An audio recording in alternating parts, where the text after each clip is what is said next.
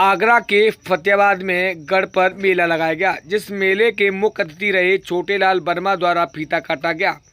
वहीं कमेटी द्वारा मुख्य अतिथि का फूलमाला स्वापा पहनाकर स्वागत किया गया। वहीं मौजूद रहे लल्लू राम प्रधान, जिला पंचायत सदस्य अनिल गुर्जर, वीर प्रताप, पीयूष शर्मा, महेंद्र वर्मा, बंटी प्रधान, शमशान अली, गुड्डू, विक्की भाई, सुरेंद्र, काफ़ी संख्या में क्षेत्र के लोग मौजूद रहे। वहीं कमेटी द्वारा मुख्य अतिथि के रूप में आए छोटेलाल वर्मा जी का फूलमाला स्वापा पहनाकर स्वागत किया गया। वहीं विधायक ने कहा, ये मेला भाईचारे का प्रतीक होता है, ऐसे ही मेला लगना चाहिए। वहीं काफ़ी संख्या में आए क्षेत्रों ने कव्वाली सुनी। वहीं क्षेत्रीय विधायक ने क्या कहा,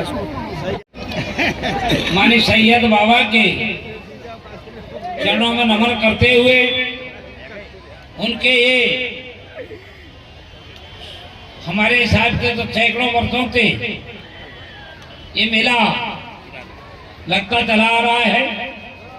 हम लोग 73 वर्ष के हो गए, जब से 10 साल से याद है, जब से बराबर लगता हुआ चला आ रहा है और चलता रहेगा, ऐसा मेरा उम्मीद है। ऐसे कार्यक्रम के जो संयोजक हैं भाई पीयूष शर्मा जी, हमारे बीच में प्रधान संगठन के ब्लॉक के अध्यक्ष भाई मेरे अध्यक्ष जी, हमारे बीच में लोकप्रिय नेता माननीय अनिल गुर्जर जी, जिला पंचायत सदस्य आगरा, हमारे बीच में हमारे बगल के इस गांव से लगी हुई जमीन से लोकप्रिय प्रधान भाई बंटी कुशवाहा जी, भाई हमारे पुत्र महेंद्र वर्मा जी और हमारे इस मेला कमेटी के अध्यक्ष भाई गुड्डू जी,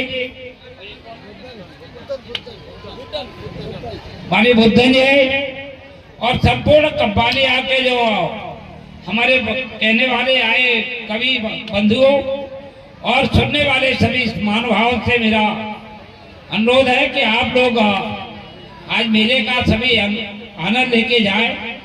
मैं 2-3 बात बताना चाहता हूं। आज 2025 का मेला लग रहा है और 2084 और 89-90 में मेला लगते थे। सरकारें ऐसी रही, वो हिंदू और मुसलमान को लड़ाती रही और अपना फायदा वोट के लिए काम करती रही। ये भारतीय जनता पार्टी की ऐसी सरकार है, 8 साल हो गए सरकार को उत्तर प्रदेश में, एक भी कहीं हिंदू और मुसलमान का दंगा नहीं हुआ है। दोनों भाई मिलकर के, जो हमारा हिंदुस्तान पाकिस्तान का बंटवारा हुआ, जो हमसे मिलके रहना चाहते वो हमारे मुस्लिम भाई हिंदुस्तान में रह गए और जो जाना चाहते वो चले गए। आज भी 76 वर्ष हो गए हमारे देश में और मिलजुल करके इस मेले से एक एग्जाम्पल है कि यहाँ 50% से अधिक हिंदू हैं और 50% से कम हमारे मुस्लिम भाई हैं। इसका ये साबित करता है कि हिंदू और मुसलमानों में झगड़ा नहीं होता है। कुछ अपने बीच के फायदा के लिए, अपने काम के लिए वो लोग झगड़ा कराने का काम करते हैं, जिससे कि हमारा वोट संपूर्ण हमारे साथ मिल जाए। भाइयों बंधु, हम चाहते हैं कि जिस चीज से खुशहाली शरीर में आती है, जिस रोग को दूर करने से शरीर स्वस्थ रहता है, उसी आधार पर आपको देखना चाहिए कि देश और प्रदेश में हम किसी के शासन में मानने ये खुशहाल रह सकते हैं और शांतिप्रिय नागरिक रह सकते हैं। उस आधार पर आपको सबको काम करना चाहिए।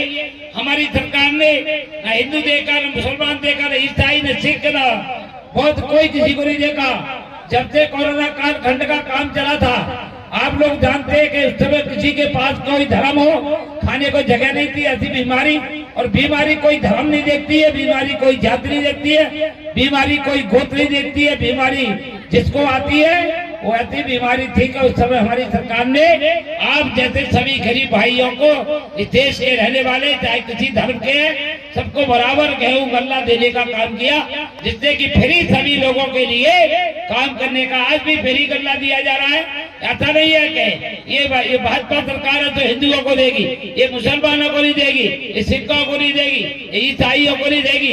ये ऐसी सरकारें हैं, ये देश की सरकार है, जनता की सरकार है। बहुमत की जिसकी सरकार होती है, बहुमत ज्यादा होता है, उसकी सरकार बनती है। मैं आपको बताना चाहता हूँ कि हमारी सरकार बिना भेदभाव के काम करती है, बिना भेदभाव के सबको बढ़ाने का काम कर रही है। आज आयुष्मान कार्ड मिल रहा है, जिसके 70 वर्ष उम्र पूरी हो गई है उसे आयुष्मान कार्ड देने का काम किया जा रहा है। मैं अपने भाइयों से कहना चाहता हूँ, जितने मुस्लिम भाई हो चाहे हिंदू भाई हो, 1 दिन भी 70 वर्ष में आपका आयुष्मान में उम्र पूरी हो गई है तो आप 5 लाख का आयुष्मान कार्ड बनाने का काम करें और उससे अपनी बीमारी का काम न हो किसी को, फिर भी उसको अपने पास रखने का काम करें।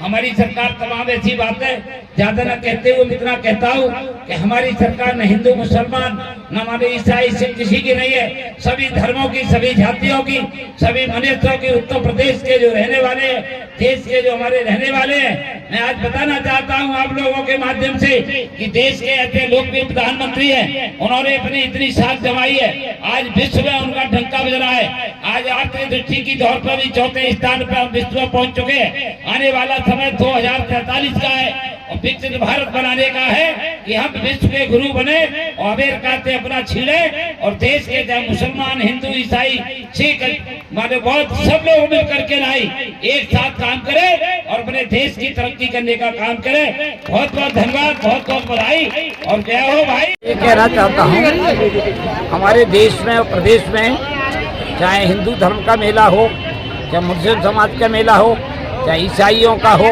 चाहे सिखों का हो, चाहे बौद्ध धर्म का हो, इस देश के रहने वाले सभी नागरिक का वो बराबर का दर्जा है, बराबर का रहने की भागीदारी है, बराबर की सरकार में मान लीजिए हिस्सेदारी है। इसलिए आज जो ये मेला है इससे प्रतीत होता है कि आधे से ज्यादा यहाँ हिंदू धर्म के मानने वाले लोग हैं, आधे से कम मानने वाले मुस्लिम। तो इसलिए मिलकर के हमारे देश में जो झगड़ा कराते हैं वो राजनीति के लोग वोट लेने के लिए झगड़ा कराते हैं, विवाद खड़ा करते हैं। आज हमारी सरकार के द्वारा ये सबसे सिद्ध हो गया कि हमारी सरकार सभी धर्मों को बराबर की मान्यता दे करके सबका विकास करने के लिए, सबको विकसित करने के लिए, देश को विकसित करने के लिए, देश को आगे बढ़ाने के लिए हम मानिए 2047 की सभी धर्मों से अपेक्षा करते हैं कि हमारा देश सबसे विश्व गुरु बने 2047। करीबन 76 वर्ष पूर्व है ये मेला, मेरे ख्याल से फतेहाबाद का ही नहीं, प्रदेश और देश का